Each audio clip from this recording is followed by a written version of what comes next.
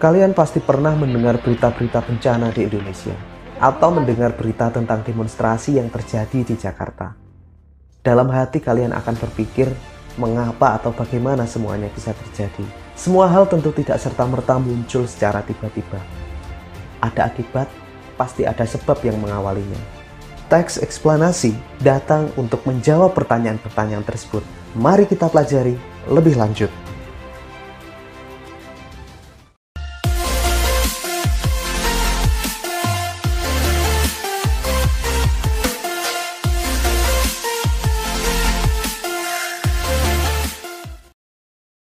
Halo semuanya, pada video kali ini kita akan belajar tentang teks eksplanasi.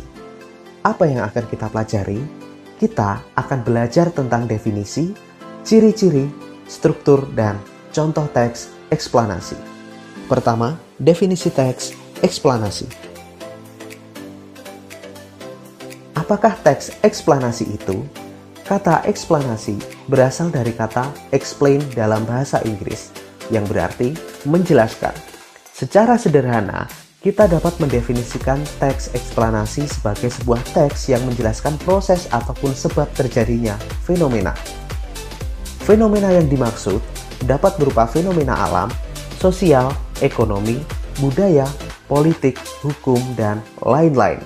Dengan membaca teks ini, diharapkan pembaca akan memperoleh pemahaman mengenai latar belakang terjadinya fenomena secara jelas dan logis. Teks eksplanasi banyak memuat fakta serta pernyataan yang mengandung hubungan sebab akibat. Teks eksplanasi masih bersaudara dekat dengan teks prosedur. Kedua teks tersebut sama-sama memuat proses. Keduanya juga sama-sama menjelaskan sesuatu. Bedanya, proses dalam teks prosedur sifatnya disengaja dan direncanakan oleh manusia untuk keperluan positif dan produktif, serta memerlukan waktu yang relatif singkat. Dalam teks eksplanasi, kejadiannya bersifat alami, kadang tidak disadari atau bahkan berproses dalam waktu yang cukup lama.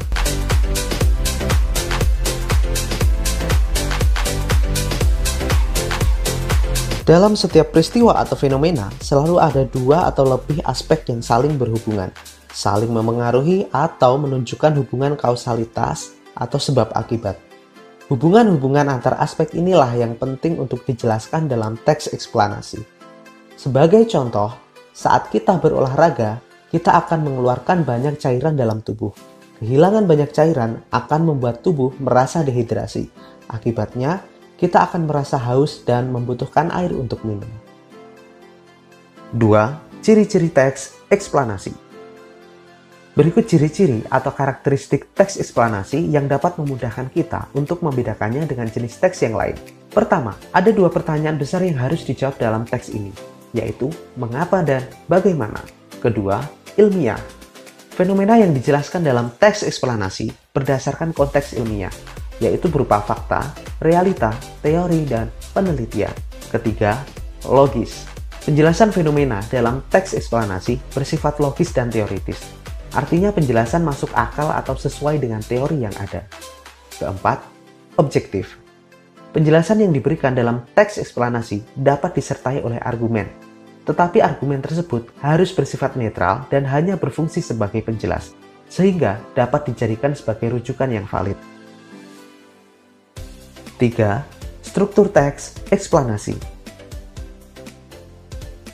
Teks eksplanasi memiliki 3 struktur.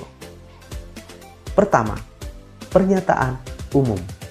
Bagian ini berisi tentang identifikasi fenomena. Penulis dapat menyampaikan definisi, penjelasan umum fenomena, serta latar belakang terjadinya fenomena. Kedua, deret penjelas.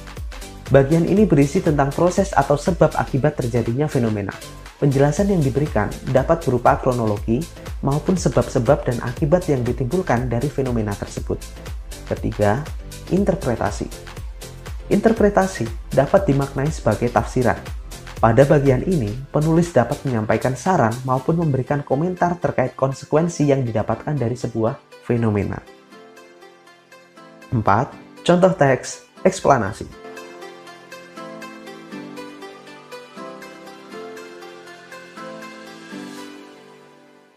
Supaya kalian lebih memahami materi ini, bacalah contoh teks tentang resesi ekonomi berikut.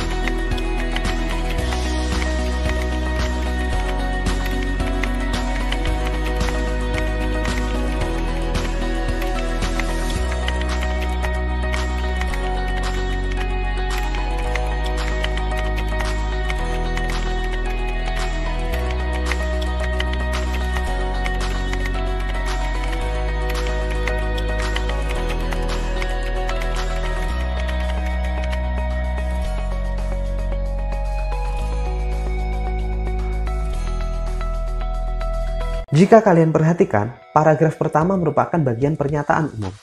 Pada bagian ini, dijelaskan tentang latar belakang terjadinya resesi ekonomi, yaitu adanya inflasi. Kemudian, juga dijelaskan mengenai definisi resesi ekonomi. Paragraf kedua sampai paragraf keempat merupakan bagian deret penjelas.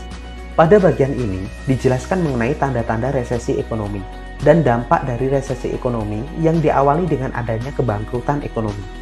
Kemudian, apabila masih berlanjut, akan berdampak pada depresi ekonomi.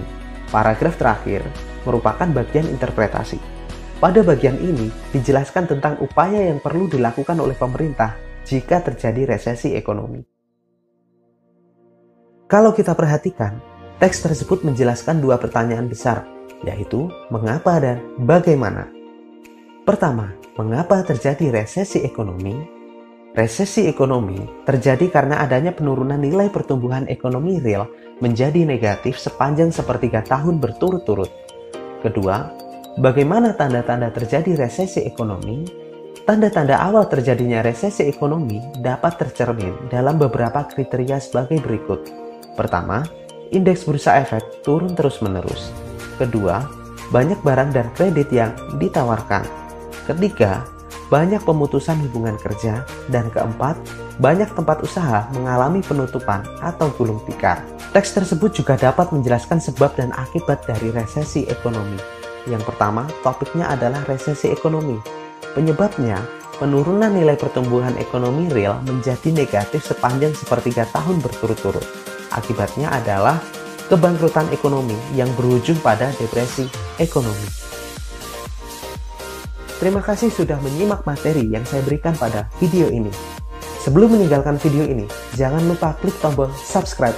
Jika kalian memiliki pertanyaan, silahkan tulis di kolom komentar, like dan share jika menurut kalian video ini membantu kalian dalam belajar. Terima kasih, salam literasi.